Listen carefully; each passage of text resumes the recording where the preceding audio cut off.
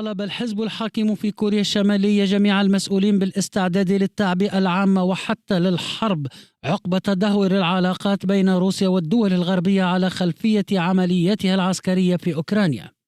ونقلت إذاعة آسيا الحرة عن مسؤولين حكوميين في بيونغ يانغ قولهم إن السلطات الكورية الشمالية انتظرت أياما لتخبر مواطنيها بشأن العملية العسكرية في أوكرانيا. وقال المسؤولون أنه خلال اجتماعات خاصة أخبرت السلطات أعضاء حزب العمال الكوري الحاكم فقط، ثم تم نشر المعلومات لاحقا عبر الأعضاء الذين عادة ما يكونون من العسكريين والشخصيات البارزة. وفي إطار هذه التغيرات وإبراز الدول لمدى قوتها العسكرية، أطلقت كوريا الشمالية اليوم صاروخا دون هدف باتجاه بحر اليابان.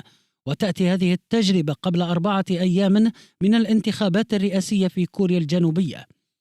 ويرى بعض المحللين في ذلك تعبيرا عن استياء بيونغ يانغ من الرئيس المنتهي ولايته مون جاي إن، وهي إشارة إلى أن بيونغ يانغ قررت بوضوح إعطاء الأولوية لبرنامجها العسكري بغض النظر عما تعتقده كوريا الجنوبية.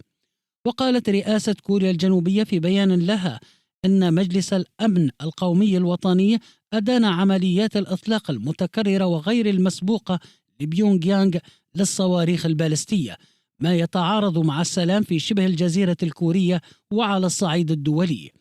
وأضافت أن سيول ستراقب عن كثب منشآت كوريا الشمالية النووية والصاروخية مثل يونغبيون وبونغيري.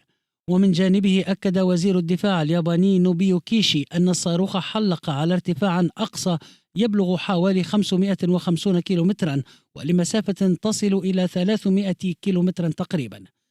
واستنكر الوتيرة المفرطة لتكرار تجارب بيونغ يانغ على الأسلحة منذ بداية هذا العام، معتبرا أنها تهديدا للمنطقة.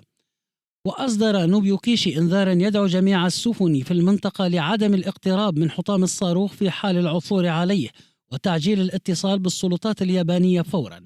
وأفادت قناة إتشكي اليابانية بأن الصاروخ سقط خارج المنطقة الاقتصادية الخالصة لليابان. ويذكر أن كوريا الشمالية أجرت عددا من التجارب الصاروخية منذ بداية العام الجاري، وقالت إنها اختبرت صواريخ بالستية وفرد صوتية ونظاما صاروخيا متحركا على السكك الحديدية وغيرها.